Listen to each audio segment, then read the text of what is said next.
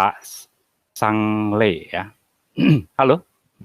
Terima kasih Pak untuk kesempatan yang diberikan. Silakan. Ada dua pertanyaan saya. Yang pertama, saya mau menanyakan, menurut Bapak Pendeta, kenapa banyak pendeta-pendeta yang kemudian menjadi mualaf?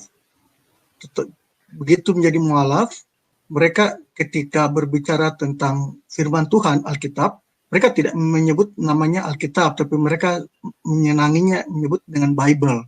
Ada beberapa mungkin yang saya juga tidak tahu kenapa sampai seperti itu. Apakah mereka merasa rikih atau merasa apa gitu menyebut Alkitab, sehingga mereka lebih senang menyebut Bible. Itu yang pertama. Yang kedua, saya ingin mendapatkan tips dari Bapak Pendeta.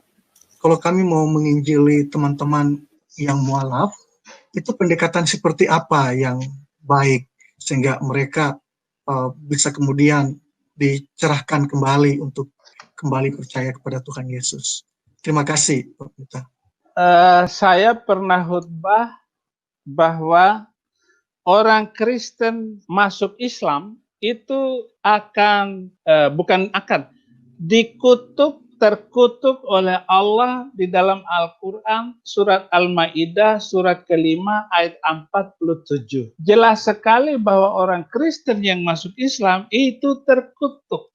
Maka setiap orang Kristen yang masuk Islam pasti hidupnya nggak bagus. Di dalam bunyinya, وَلْيَحْكُمْ أَهْلَ الْإِنْجِيلَ بِمَا أَنزَلَ اللَّهُ فِيهِ وَمَنْ لَمْ يَحْكُمْ بِمَا أَنزَلَ اللَّهُ فَأُولَٰئِكَ هُمُ الْفَاسِقُونَ. Hendaklah pengikut Injil memutuskan perkara berdasarkan Injil.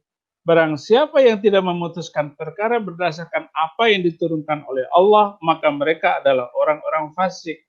Jadi orang Kristen yang tidak, artinya orang Kristen yang keluar dari agamanya menurut Al-Quran ini, maka dia orang fasik. Maka setiap orang Kristen, ini saya sudah perhatikan loh, setiap orang Kristen yang masuk Islam pasti hidupnya blangsatan. Anaknya mati, istrinya sakit, miring, ekonominya morat-marit, dan banyak dari orang-orang yang meninggalkan Yesus Kristus masuk kepada keyakinan yang lain, itu jadi penipu, rata-rata penipu, pembohong. Bahkan dia ingin terkenal, ngaku-ngaku S3, padahal sekolah nggak jelas. Lebih baik saya ngaku-ngaku nggak pernah sekolah, tapi Tuhan memberikan saya pengetahuan yang luar biasa, karena saya sekolah di bawah kaki Kristus. Itu lebih tinggi gelar saya. Sekolahnya di mana? Ya, saya sekolah murid Yesus. Maka murid Yesus lebih mahal nilainya daripada apapun gelar yang diberikan oleh dunia, oleh sekolah di dunia ini. Itu yang pertama, bahwa orang Kristen yang masuk Islam pasti kena malapetaka.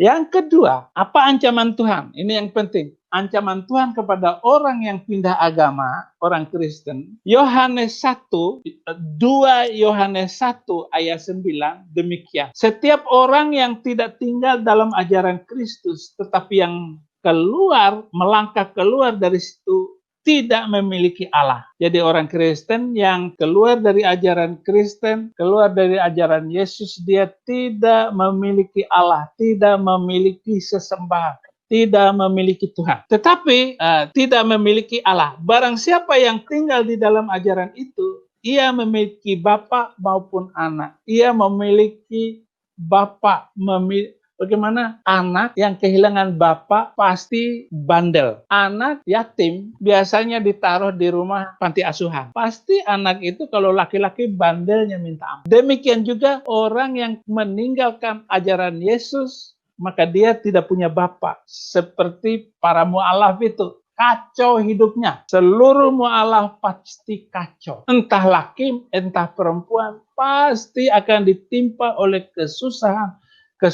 walaupun banyak duit sekalipun. Itulah sebabnya bagi orang yang murtad yang meninggalkan Yesus pasti akan kesulitan. Nah, itu sebabnya saudara-saudara, kalau Anda meninggalkan Yesus akan mengalami penderitaan demi penderitaan.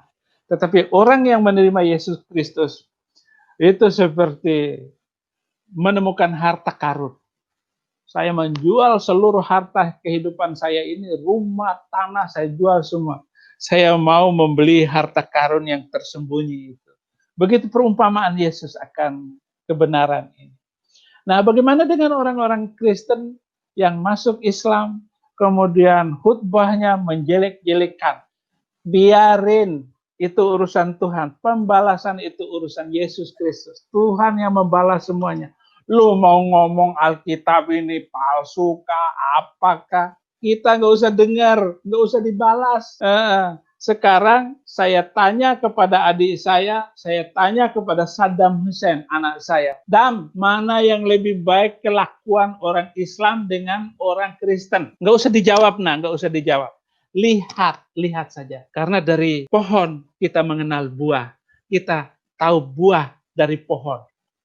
Itu saling kait-mengkait antara Alkitab dengan orang Kristen. Walaupun ada orang Kristen yang kawin banyak istri. Ada. Itu orang, tetapi firman Tuhan tetap. Ya dan amin.